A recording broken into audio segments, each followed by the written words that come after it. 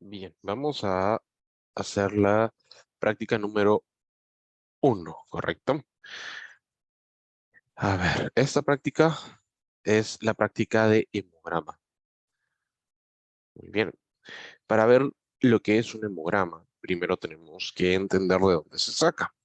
Entonces, el hemograma es un examen que nosotros, valga la redundancia, el nombre lo dice, sale de la sangre. Ahora, es un examen que nos permite evaluar de una manera cuantitativa, es decir, valores absolutos, no relativos, de los elementos de la sangre, sobre todo los elementos celulares y algunos no celulares. Ahora, ¿cómo podemos evaluar la sangre? Cuando retiramos la sangre de un paciente, podemos analizarla de dos maneras, a grandes rasgos. Una es realizando un proceso de centrifugado con un anticoagulante y la otra sin el anticoagulante. Cuando lo realizamos con el anticoagulante, tenemos que se forma aquí el plasma, ¿cierto? Después de centrifugar, vamos a tener el plasma que tiene albúmina, fibrinógeno, inmunoglobulinas, lípidos, lipoproteínas, hormonas, también tenemos vitaminas y otros electrolitos. Tenemos una parte aquí en el medio que se llama la báfico, donde están los leucocitos y las plaquetas. Y por último tenemos la parte de la serie roja, el hematocrito. ¿Ok? Ahora, ¿cuál es la diferencia principal o lo que permite separar así la sangre gracias al anticoagulante? Que como tenemos precisamente un anticoagulante, no se permite la coagulación, entonces el fibrinógeno permanece intacto y los factores de coagulación también. Mientras que si solo sacamos la sangre y la centrifugamos, se va a formar un coágulo, contiene fibrina, consume esos componentes de coagulación. Entonces, en el suero, a diferencia del plasma, no hay fibrinógeno, ¿ok? Y contiene albúmina, inmunoglobulinas y todos los otros componentes, ¿bien? Y en la parte del coágulo tenemos un coágulo de fibrina con las células que van a estar atrapadas ahí. Entonces, este aquí es un hemograma. Este hemograma está en inglés, pero nos va a mostrar básicamente todo lo que muestra las máquinas cuando procesamos la sangre. Y como les decíamos, es un análisis de sangre que se usa para evaluar de forma cuantitativa los componentes formes de la sangre. En español se ve más o menos así, ¿ok? Tenemos los parámetros a evaluar y los valores normales referenciales, tanto para hombres como para mujeres, y las unidades que son muy importantes. Y a recordar algo, nosotros cuando evaluamos un hemograma lo tenemos que hacer en base a los valores absolutos, nunca porcentuales. Muy bien. Entre hombres y mujeres realmente no hay mucha diferencia en la gran mayoría de valores, solo varía la serie roja en estos tres valores, en eritrocitos, en hemoglobina y en hematocrito. El resto se mantienen igual. Entonces, la serie blanca está compuesta por los leucocitos, que son los glóbulos blancos. Y a su vez se va a desglosar en varias series de leucocitos, los neutrófilos, los linfocitos, monocitos, eosinófilos y basófilos. Luego tenemos a la serie roja, que evalúa los eritrocitos, la hemoglobina y el hematocrito. A su vez, en la serie roja vamos a evaluar a los eritrocitos con tres constantes, que se llaman las constantes corpusculares: el volumen corpuscular medio, la hemoglobina corpuscular media y la concentración de hemoglobina corpuscular media. Y por último, con el RDBW, que es un índice que nos va a permitir ver eh, qué tan homogéneos son los eritrocitos. Y al final tenemos la serie amarilla, que son las plaquetas. Y en las plaquetas evaluamos el número de las plaquetas y el volumen de las plaquetas. Entonces, vamos a pasar a ver lo que viene a ser la hemoglobina. ¿Ok? Esta es una tabla de Minsa. ¿Ya? Nosotros estamos en Perú, entonces tenemos que regirnos por las normas del MINSA. ¿Ok? La hemoglobina va a variar y varía mucho dependiendo de diferentes factores. Entonces, edad es uno de ellos, sexo también, altitud también, Y para clasificar en anemia o en valores normales, o si es una anemia leve, moderada o severa, tenemos que corregir sus valores dependiendo de dónde nos encontremos. Esta tabla es una tabla simple, digamos, está en base a la altitud de costa, ¿no? De 0 a 100 metros sobre el nivel del mar, porque cuando empezamos a subir tenemos otra tabla que también es hecha por el MINSA para corregir los valores en base a la altitud que hay.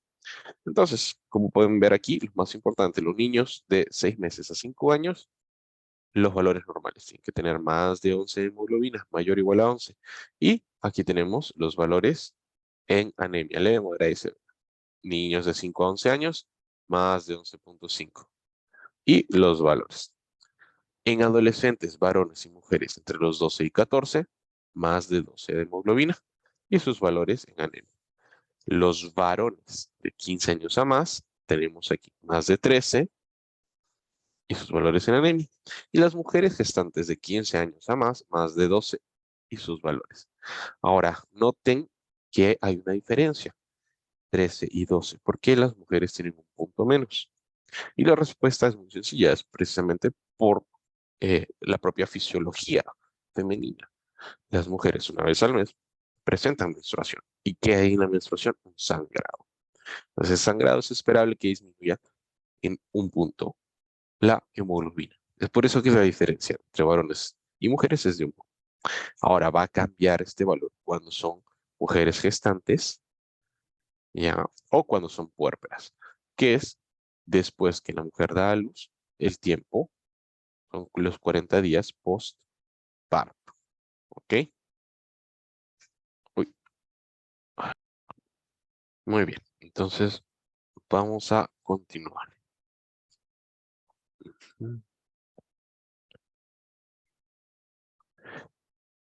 La evaluación de la serie roja, ¿ok?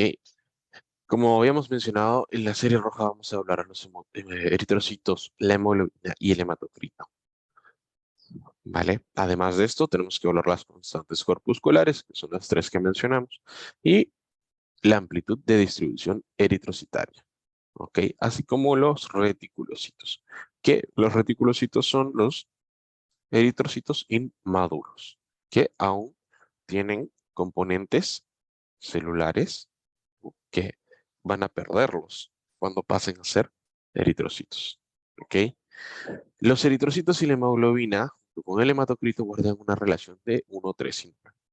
Es decir, tomamos a la hemoglobina como un valor referencial. Si la hemoglobina la multiplicamos por 3, obtenemos el hematocrito. Si la hemoglobina la dividimos entre 3, obtenemos el número de eritrocitos, ¿vale? Entonces, ahora, si tenemos el valor de el hematocrito lo dividimos entre 9, llegaríamos a encontrar el número de eritrocitos. Y viceversa, si lo multiplicamos por 9, el de el hematocrito. Entonces, una vez que empezamos a ver el hemograma, la serie roja, lo primero que tenemos que ver es el valor de eritrocitos, la hemoglobina y el hematocrito. Recuerden que si tenemos una hemoglobina, dependiendo del paciente que estemos evaluando, y los valores son por debajo de los rangos referenciales, vamos a tener anemia. Y si se encuentran por encima, vamos a tener policitemia. No. Si se encuentran por encima de los valores referenciales, no es diagnóstico policitemia. El aumento del hematocrito por encima del 55% es lo que nos podría dar el diagnóstico de policitemia, pero no de hemoglobina. Porque si hacemos un cálculo rápido, un paciente que tiene 17 hemoglobina, se multiplica por 3, tendría 51% de hematocrito aproximadamente. Es un valor de hemoglobina alto, pero no llega a ser una policitemia. Ahora vamos a hablar las constantes corpusculares. En estas constantes hay una jerarquía, es decir, hay un orden que se respeta. Entonces, lo primero que vamos a ver es el BCM. El BCM se sitúa entre 80 y 100 femtolitros. Si está normal, es normocitosis o normocítica. Si está disminuido, microcitosis o microcítico. Y si está elevado, macrocitosis o macrocítico. Con la hemoglobina corpuscular media va a suceder algo semejante. Si está normal, es normocromía. Si está disminuido, hipocromía. Y si está elevado, hipercromía. Y por último, el valor de la hemoglobina corpuscular media. La concentración de hemoglobina corpuscular media está entre 32 y 36 gramos por decilitro. ¿Qué evalúa el volumen corpuscular? Su nombre lo dice, es el volumen. Vamos a verlo reflejado como el tamaño. Y la hemoglobina corpuscular, el color. ¿Ok? Entonces, ahora que ya hemos visto estos parámetros, vamos a ver si tenemos una anemia, puede ser microcítica, normocítica o macrocítica. Si tenemos si a esto le sumamos los valores de la hemoglobina corpuscular media, vamos a tener una anemia que puede ser normocrómica, hipocrómica o hipercrómica. Y si juntamos todo esto, vamos a tener, por ejemplo, como dice aquí, una anemia microcítica hipocrómica. O puede ser una normocítica normocrómica o una macrocítica hipercrómica. Después de ver todo esto, vamos a pasar a evaluar los reticulocitos. Pues los reticulocitos se encuentran por lo general por encima del 2%. Perdón, entre el 1 y el 2%. Por encima del 2% va a denominarse reticulocitosis. Si se encuentran por debajo del 1%, es una reticulocitopenia. Si tenemos una anemia más reticulocitosis, es una anemia regenerativa, mientras que si tenemos una anemia con una reticulocitopenia, es una anemia arregenerativa. Quiere decir que hay algún problema y la médula ósea no está fabricando, no está produciendo más eritrocitos. Ahora, cuando tenemos hiperreticulocitosis, se recomienda calcular reticulocitos corregidos. ¿Y cómo se corrige? El valor de los reticulocitos reportados se multiplica por el hematocrito del paciente y se divide entre 45.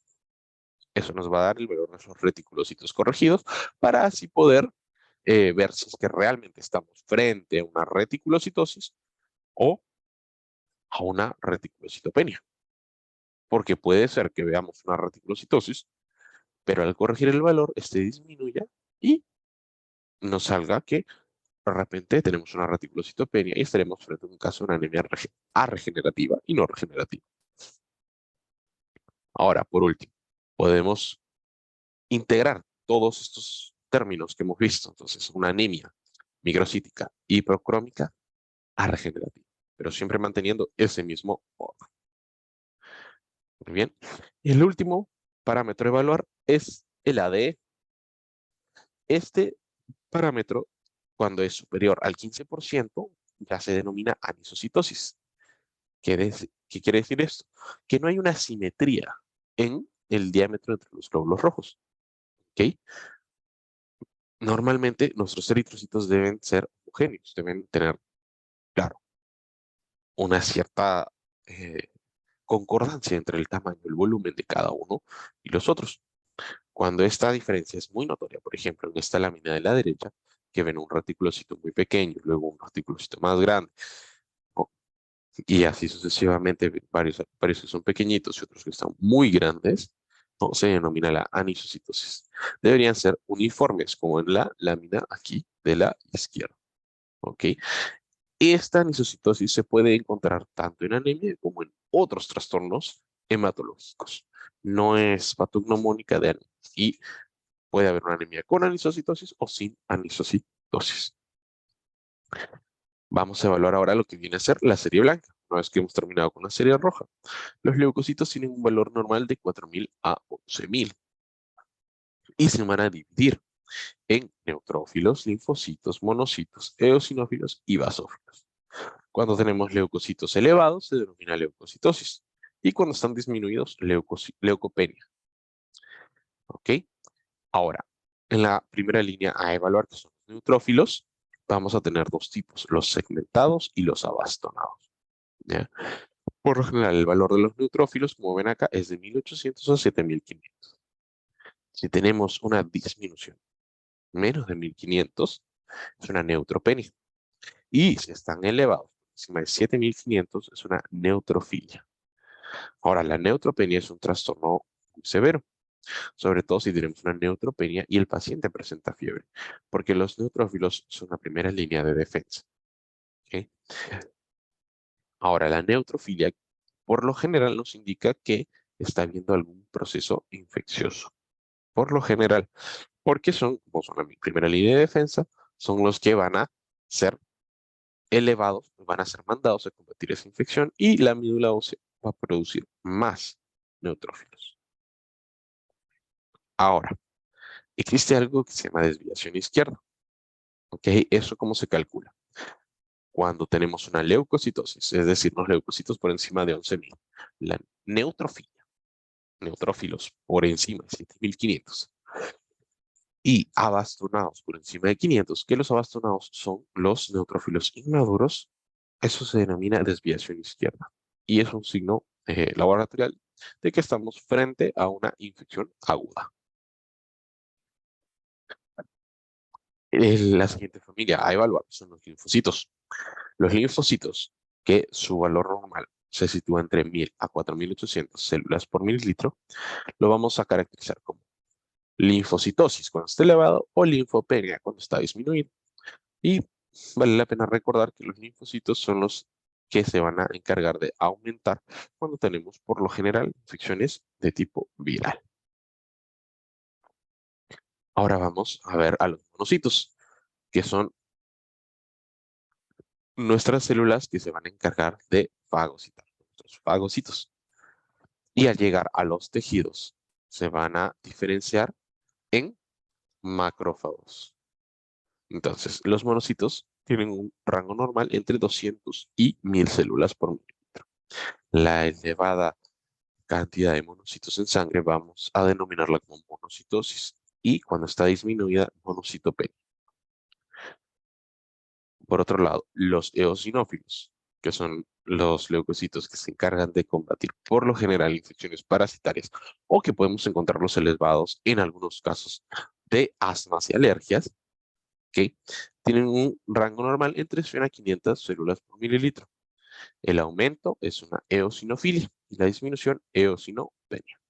Y por último, los basófilos, que van entre 20 a 150, que se denomina el valor elevado basofilia y el disminuido vasopenia.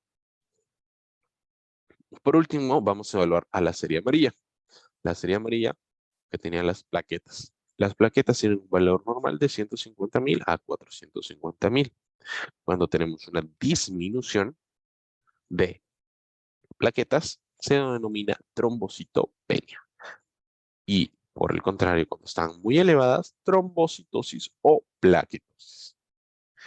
El otro parámetro a evaluar en la serie amarilla es el volumen plaquetario. Entonces, el volumen plaquetario es importante porque hay algunas patologías que se caracterizan por tener el volumen plaquetario alterado. Entonces, el volumen plaquetario es de 7 a 14 pentolitros. Si está disminuido, tendremos microplaquetas y si está elevado, macroplaquetas.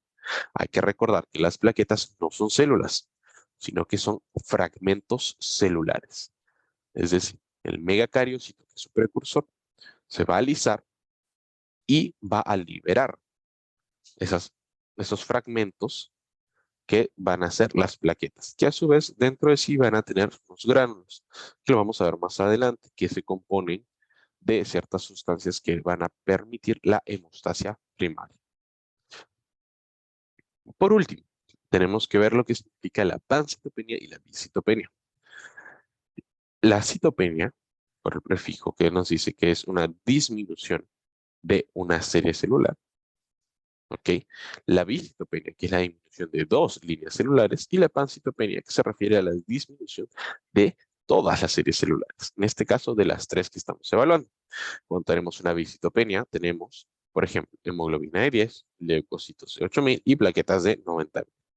La hemoglobina y las plaquetas están disminuidas, por eso esto es una bicitopenia. Aquí, una hemoglobina de 12.5, leucocitos de 2.800 y unas plaquetas de 75.000. La hemoglobina está normal. Los leucocitos y las plaquetas están disminuidos, por ende, aquí está la bicitopenia. En este caso, la hemoglobina de 9, los leucocitos de 3.200 y las plaquetas de 400.000 están disminuidas. la hemoglobina y los leucocitos. Entonces, podemos ver que puede ser la disminución de dos series, cualquiera, no importa cuáles, pero si hay dos series disminuidas, es bicitopenia. Ahora, cuando están todas disminuidas, es decir, hemoglobina, leucocitos y plaquetas, los tres disminuidos, estamos frente a una pancitopenia. Y finalmente vamos a analizar este hemograma, vamos a integrar los conocimientos y vamos a empezar con la serie roja, ¿cierto? Ahora, como dijimos, esto está en inglés. WBC significa White Blood Cells. Entonces, estos son los leucocitos. RBC son los Red Blood Cells, es decir, los eritrocitos. HGB es la hemoglobina y la HCT es el hematocrito. Entonces, empecemos. Hemoglobina 8.5, esto es una anemia. El hematocrito está disminuido porque es una relación proporcional, ¿recuerdo? Entonces, si hiciéramos el cálculo, 8.5 por 3 aproximadamente nos saldría 25.5. Y el hematocrito está en 24.8. Es un valor relativamente cercano, acertado, ¿no?, para un cálculo rápido, pero no es exacto. Entonces tenemos nuestra anemia, que tiene 90.8 centilitros en la constante corpuscular del volumen. Eso está normal. Aquí, en la hemoglobina corpuscular media, vemos que está en 31.1, por ende está normal. Entonces podemos decir que tenemos una anemia normocítica normocrónica. ¿Qué nos faltaría evaluar? Los reticulocitos. Aquí se ve una reticulocitosis, ¿no es cierto? 3.05. Entonces deberíamos corregir este valor. Y este valor corregido, 3.05 multiplicado por el hematocrito, está aquí, 24.8, y dividido entre 45, nos sale aproximadamente 1.66, 67, que está, es decir, los reticulocitos en un valor normal, ¿no? No está elevado, no está disminuido, no hay reticulocitosis. Ahora vamos a ver los leucocitos, la serie blanca. 19.110, eso está elevadísimo, ¿cierto? Una leucocitosis tremenda. Vamos a ver a los neutrófilos, que estarían 1.520, no, perdón, 15.200. Elevados tremendamente. Entonces hay una neutrofilia. Nos falta aquí el parámetro de los abastonados para poder confirmar que estamos frente a una desviación izquierda. Pero lo más probable es que sí. ¿Ok? Luego volvamos a los linfocitos y, ¿no? Recuerden que aquí el valor, la unidad es importante. Como se está multiplicando por 10 a la 3, se corre la coma 1, 2 y 3. Entonces estaríamos en 2.880. Los monocitos igual, 1, 2 y 3, 950. Los eosinófilos también, 1, 2, 3, 30.